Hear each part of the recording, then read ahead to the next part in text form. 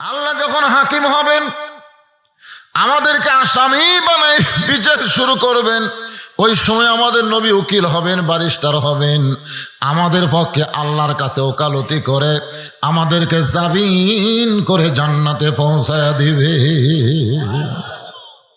তিনি শুধু আমাদের নবী না, তিনি কিন্তু আমাদের নেতা। আমরা দরুদে কি বলি? সাইয়্যিদেনা। সাইয়্যিদেনা বলেন না? আল্লাহুম্মা সাল্লি আলা সাইয়্যিদেনা। সাইয়্যিদেনা শব্দের অর্থ হলো আমাদের নেতা। যতগুলো নেতা দুনিয়াতে আছে, এই নেতাকে নিজের অবস্থায় খারাপ হয়ে যাবে। জোরে কথা ঠিক কিনা? আর আমরা যাকে নেতা মানি, হাসরের ময়দানে তার নিজের অবস্থা খারাপ হবে না, বরং আমাদেরকে সুপারিশ করে জান্নাতে পৌঁছায় দিবে। এজন্য সাধারণ কোন নেতার চামচাগিরি না করে, জোরে কি এই চামচাগিরি না করে বিশ্ব নবীর উম্মত হতে হবে।